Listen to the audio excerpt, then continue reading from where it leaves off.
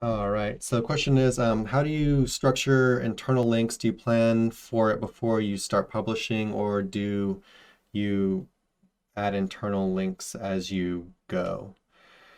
Um, so we've actually got a video, and I'll go ahead and drop it in Facebook for you. Um, and I'll drop it on the YouTube stream as well.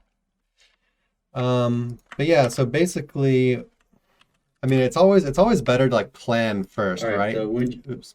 If if you plan first, you can just end up making things a lot easier for yourself.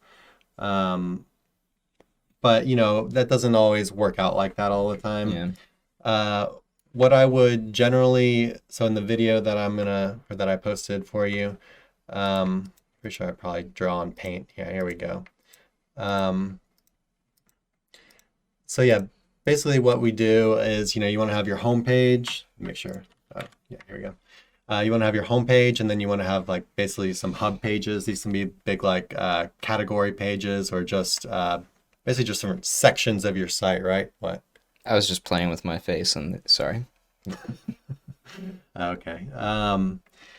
Yeah, and then so then basically when you have you have a hub page, right? So you want to link from your home page to the hub page. You want to link from your hub page to the home page, and then all the content that's in the hub, you basically want to interlink these things together too, right? And then back to the hub page, and of course from the hub page to the sub content of that hub page. Um, I'm wearing the same sweater. I'm wearing a different shirt. That's cool. I feel like I always wear black shirts, but I guess not. But yeah, I mean Yeah, that's that's it. that's we don't really do any like big like magic tricks or anything like special as far as interlinking goes, right? I feel like you don't even, I would say that doing it like this is probably best practice, but at the end of the day, if you just link to your other content naturally in a way that makes sense, right? So if you have an article talking about backlinks and you mention guest posts, then link to your guest post page, right? It just makes sense to do because that's Having another said that page that though, you have. it's not a must. Like you can inject interlinks on random stuff too. Yeah.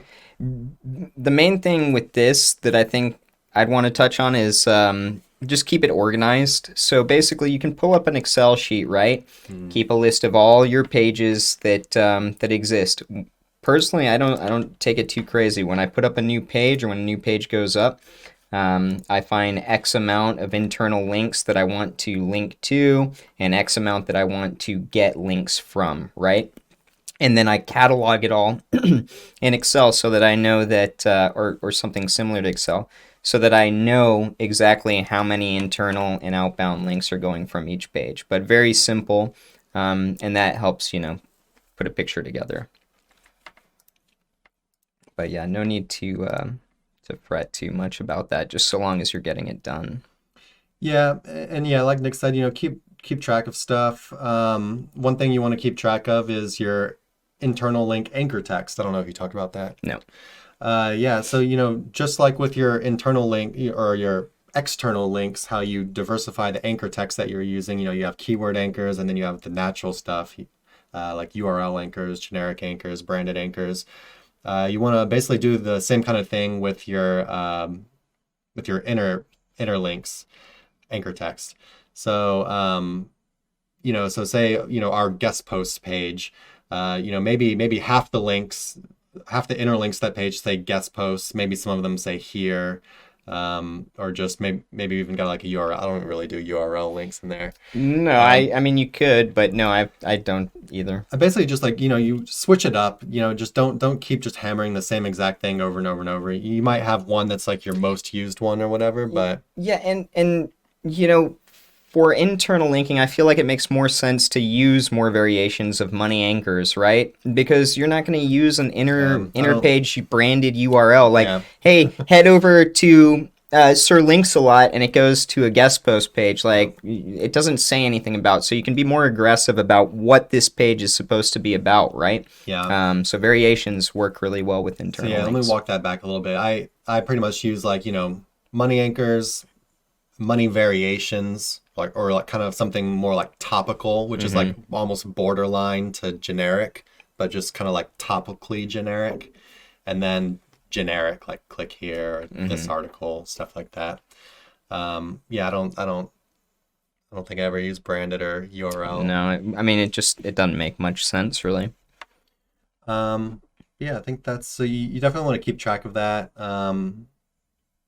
But Yeah, but it's not heavy tracking, right? Like, I don't think too much about it. I don't plan ahead with it. I literally have a list that I work off of. The new post goes up. I find X amount that I want a link coming to it from, and then I find X amount that I think fit within. Best practice would be to keep track of it. Yes. Especially if you don't, then, I mean, in the end, you'll end up wishing you had. What I've come to find with SEO is it's better to keep as much data as possible versus just leaving it out, because at some point in time it's interesting to go through that stuff and be able to actually analyze what you've done, and auditing things like that is not fun. Yeah, so best practice for all the stuff we've been talking about as far as your internal links and your internal link anchors and all that stuff, best practice would be to actually like map it out, in picture format, if that helps you. Yeah. Keep track of where all the links are going. Keep track of all the anchors, how many times you've used them, stuff like that. Especially if you're working on like, big client sites. That is the best practice. We just, we don't really, we work with client sites, but we build links, right? So we're not really doing all the internal stuff. So it's not really something I've done too much of as far as working with this stuff on client sites for some time now. Yeah, when's the last time you did the internal links for a client site? Well, I mean, I haven't worked on any client sites, but I have a lot of my own sites that, I do, but I don't really, usually it's just setting them up and then letting somebody else handle it that I've taught. Anyway, best practice. I'm going to cut it off there. Sorry for ranting too much about that. Hey everybody, thanks for watching. Be sure to check the description below for links to our blog for more info on this topic, along with a bunch of other cool stuff like case studies, our Facebook community, and our link building services. And like always, remember to like, comment, subscribe, and turn on the notification bell if you enjoyed the video. Thanks and happy ranking.